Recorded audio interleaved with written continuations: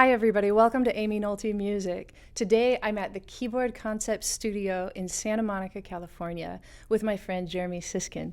Hey Aimee, how's it going? Good, Jeremy, how you doing? Great. We're on a couple of Bösendorfers, which is the first time in my life I've ever said I have anything to do with a couple of Bösendorfers. And we want to thank Keyboard Concepts for that. Jeremy, I heard about you first through a friend of mine who said, Jeremy Siskind is moving to town and he's going to play at the Blue Whale this week and you've got to go hear him and you've got to meet him afterward. And that's exactly what I did. I went and I heard you playing with your Housewarming Project, which we'll talk about in just a little bit. Great. And then I don't even know if you remember, I came up and introduced myself afterward. I had no idea who you were at that point. Yeah. I probably thought you were just another weirdo coming out to a jazz club. I pretty much was. And now I of course know who you are and wish that I had known then so I could have engaged with you a little bit better. Oh my gosh. I was blown away that night. I wasn't only blown away by your playing, but by your writing and your lyric writing too. He's a man of many trades. Well, that first night that I heard you at the Blue Whale, you were playing with a trio, and you had your singer Nancy, right? Mm-hmm. Nancy Harms. Nancy Harms, and your woodwind player? It's Lucas Pino. Lucas Pino. It was such a beautiful night. It's like chamber jazz, right? Right, exactly. Yeah, it's not necessarily your swinging straight ahead jazz, but it's supposed to be intimate. We call it the Housewarming Project. Because it's like something that we would want to bring into your living room. It's something that we just want to share kind of directly with people. It did feel like that. And I was like I said, I was blown away with your compositional skills, and especially this one tune called Kneel. And so we thought we'd try it today.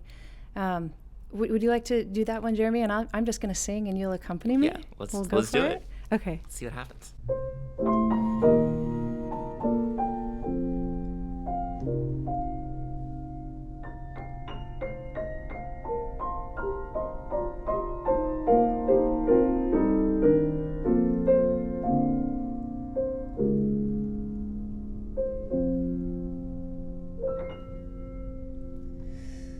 When the body cannot bear it, when the pity is too profound,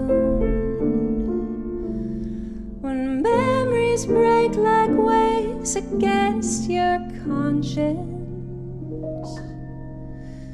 kneel your knees upon the ground. Weep for emptiness and fullness. Cry for pebbles and for clouds. For curling smoke above forgotten houses. Kneel your knees upon the ground.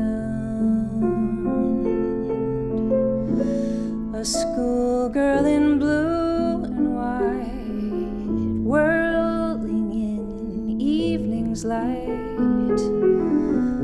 A kiss by the boathouse door, leaving you needing more.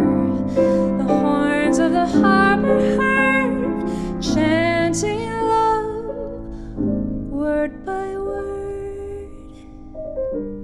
To live it is raw and rare, like a prayer everywhere.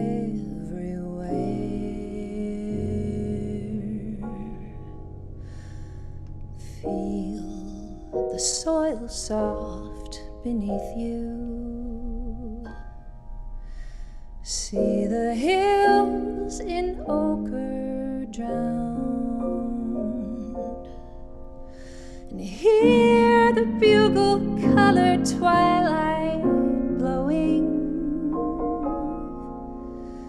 Kneel your feet upon the ground.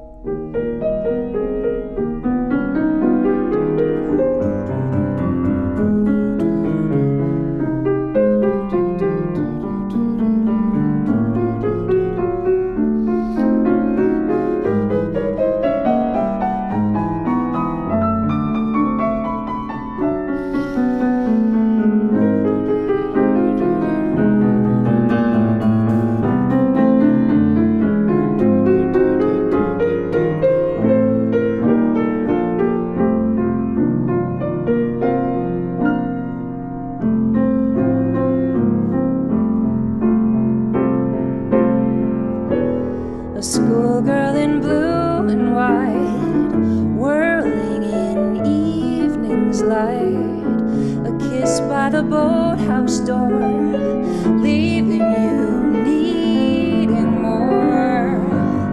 The horns of the harbor heard, chanting low, word by word. To live it is raw and rare, like a prayer. Everywhere.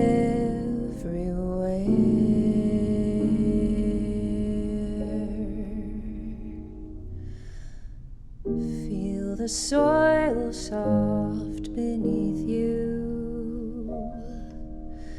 See the hills in ochre drowned,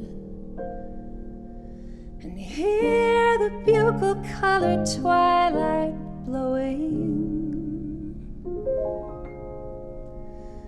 Kneel your knees upon the ground. Kneel your knees upon the ground.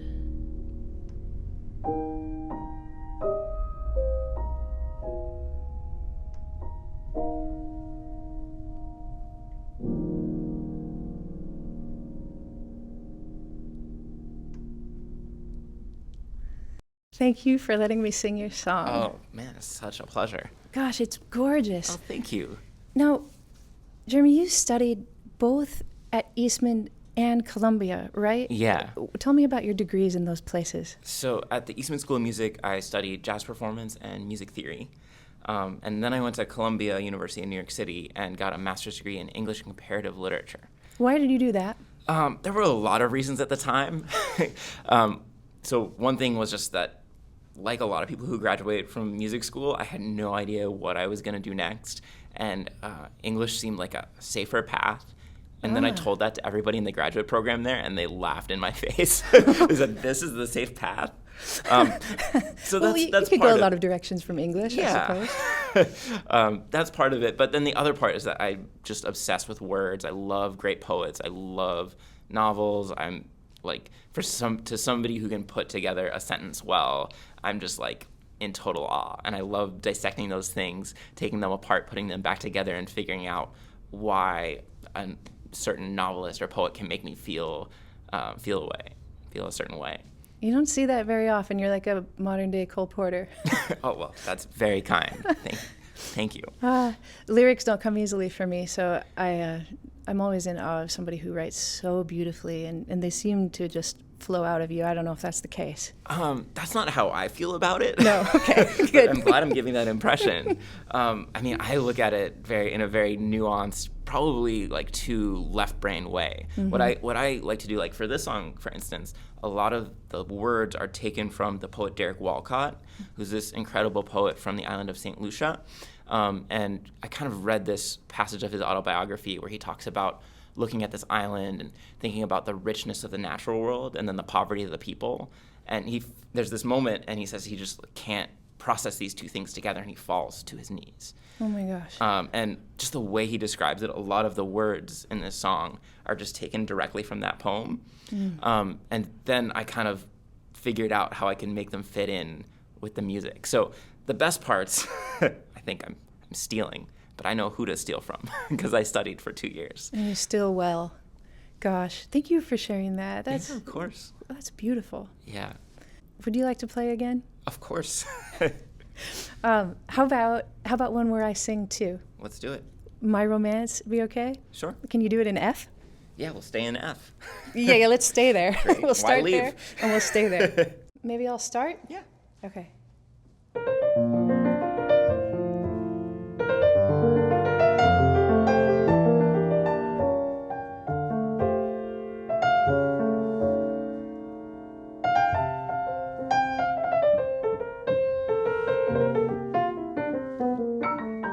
My romance doesn't have to have a moon in the sky. My romance doesn't need a blue lagoon standing by. No month of May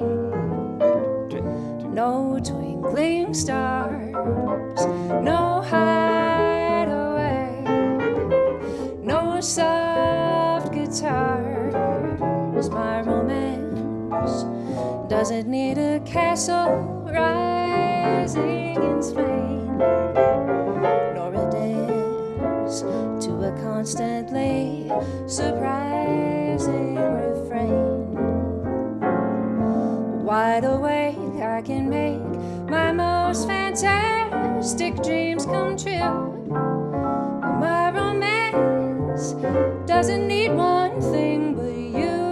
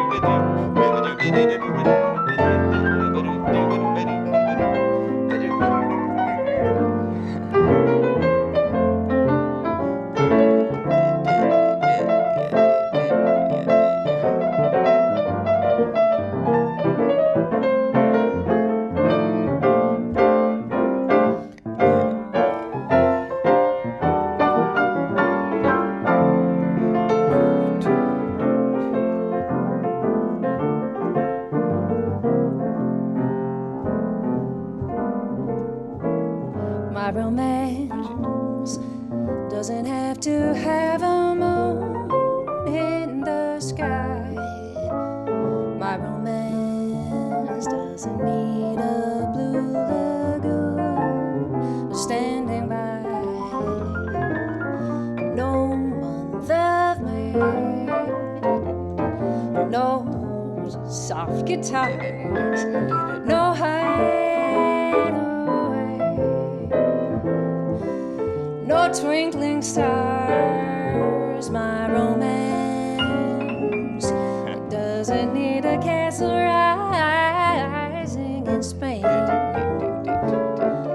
a dance to a constantly surprising refrain.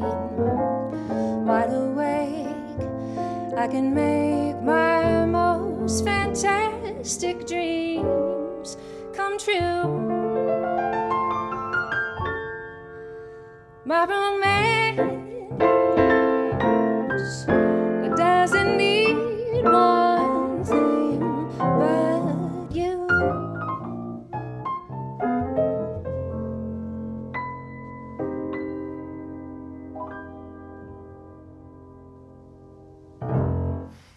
Oh, Jeremy, that was so much more fun than I ever dreamed it would be.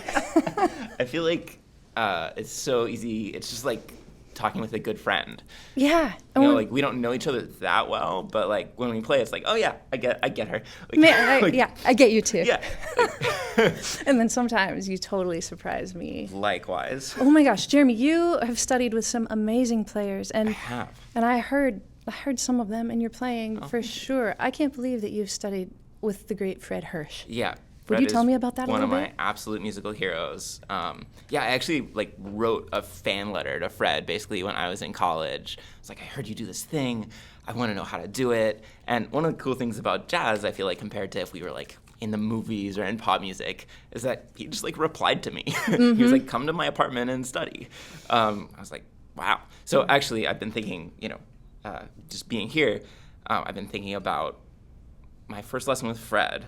I was a sophomore in college, and the day before, I had an incredible opportunity. Sorry, this is going to be name-droppy and braggy, but I got to be on Mary McPartland's piano jazz, which was like... I didn't know that. Yeah, totally crazy when I was a sophomore in college. And so a total high point in my career and my life, certainly up to that point and like now. I mean, she's incredible, and everybody's been on that show. Yeah. And then the next day I went and studied with Fred, and it was humbling. Some of his students, I hope this doesn't get out, call him Fred Hersch instead of Fred Hersch.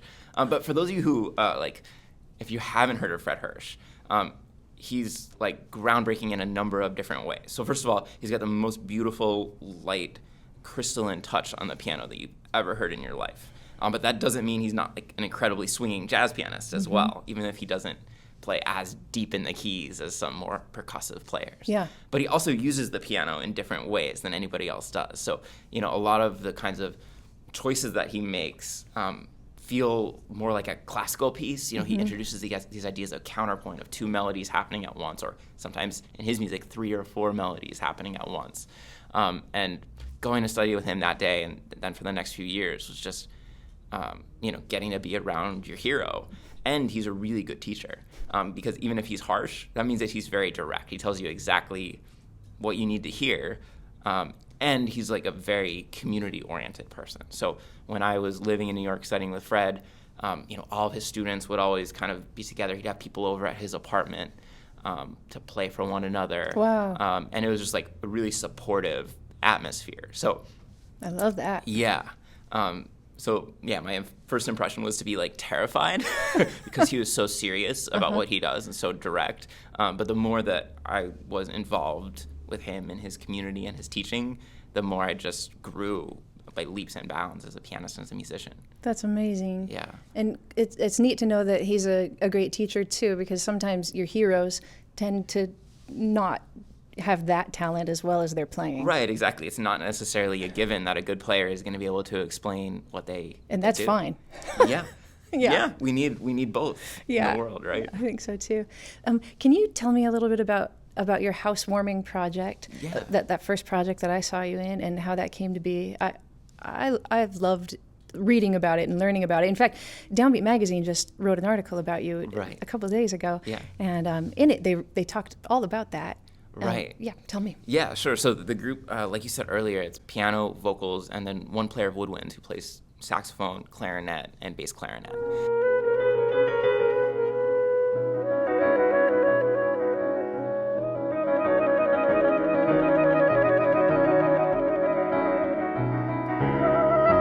And so the idea is that, for me, is that we're melding together three things that I love. The first is jazz, because I just love the freedom of jazz and the language and the rich harmonies.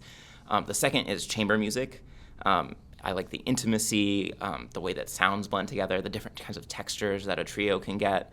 And the third is the singer-songwriter movement. And as you guys heard with that song, Kneel, the songs tend to be very personal. They tend to bring in like really direct emotions in ways that sometimes I feel like jazz musicians are a little bit more scared of.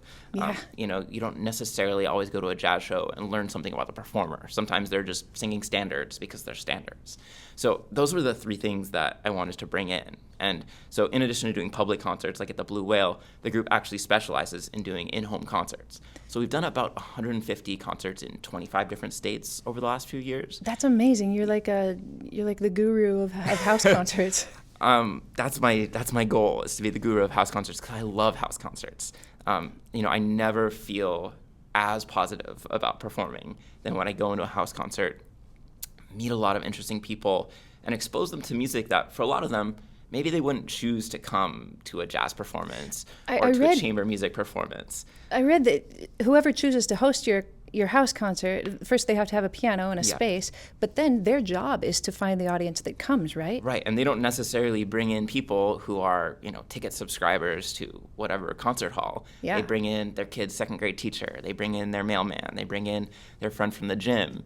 And so we joke about it with the trio all the time that we have what we call converts, which are people who say to us, I didn't think that I liked jazz. I didn't think that I liked art music, serious music, whatever you want to call it. But this performance changed things for me. And that's so rewarding for us to be able to come in and do that. That's not a thing you're going to do playing, in venues where largely only musicians come to see you. Right, exactly. And if we keep doing that, we're always competing. I don't like that word, but we're always kind of taking audience from that same small pie, right? But instead, to me, the biggest vision is to invite more people in, and hopefully, not only did they enjoy the concert that they came to with us, but maybe they're inspired to go out and check out their local jazz club or their local chamber music venue. That's the dream.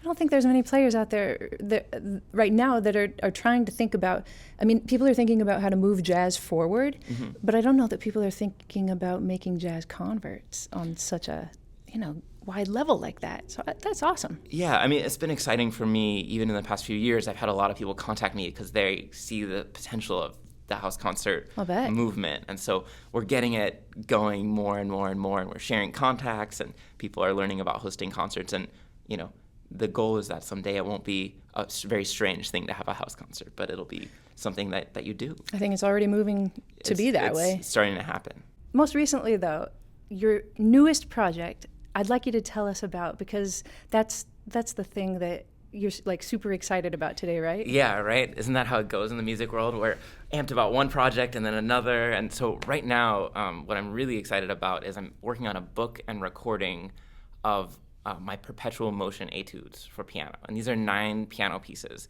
that are written in this perpetual motion style, which means that between the left hand and right hand, it never stops. You're kind of playing this endless game of tennis back and forth. And I wrote these for myself as a challenge, because one of the things that happens to me, and I think a lot of musicians can relate, is that when I'm performing or even when I'm practicing or rehearsing, I have all of these thoughts that come into my mind that totally disrupt my flow. Is that a thing that happens to you? Totally. And usually it's negative things, right? I should be doing this, or I'm not good enough at that, or I'm not focusing enough on this aspect. Yeah. And so the goal of these perpetual motion etudes is to kind of have this, to force the issue of dealing with those disruptions and that negative self-talk.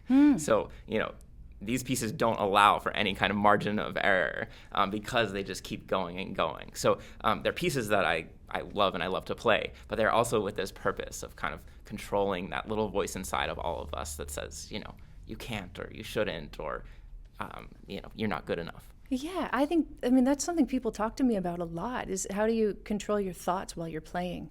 Because, I mean, I remember being a kid in piano recitals, and actually I would just have random things pop into my head. Sure, yeah. Why am I thinking about this right now? I should be, Of course. and then you focus again. And yeah, have you found that this helps? Yeah, so like I said, it forces the issue. It makes you think about it more and more. And so, you've probably given similar advice. I mean, focusing on something like your breath can help control something like that. Recognizing the thoughts and then dismissing them can help control it. And then, the biggest thing for me is just like trying to engage with the music and the sound rather than those external things.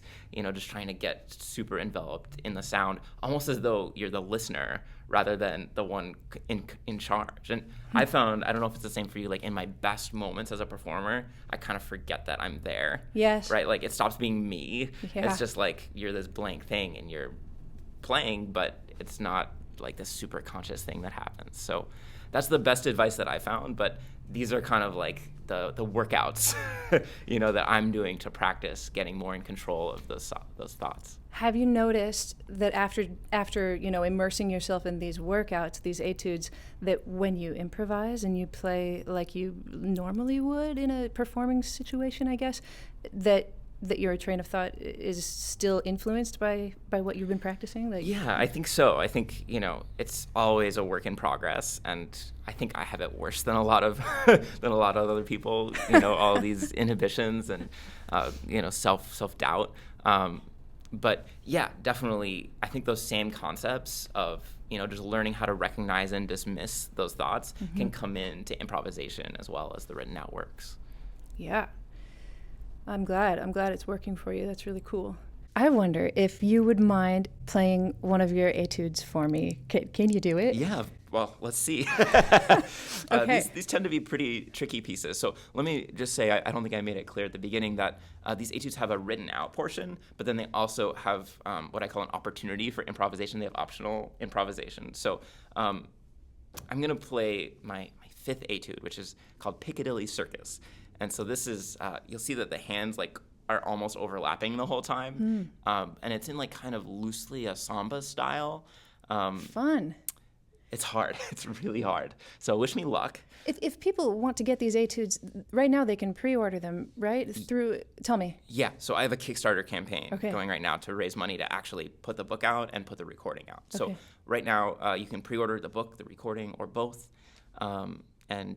You'll put a link to my Kickstarter page maybe on your Yeah, YouTube I'll put a notes? link to all the Awesome. links. all the links in the world will be right below this video. Yeah, absolutely. And you also have several books published by Hal Leonard, right? Yeah, Already. yeah. So I'll put links to those as well. Great. All right, let's hear it. All right, so here's Piccadilly Circus.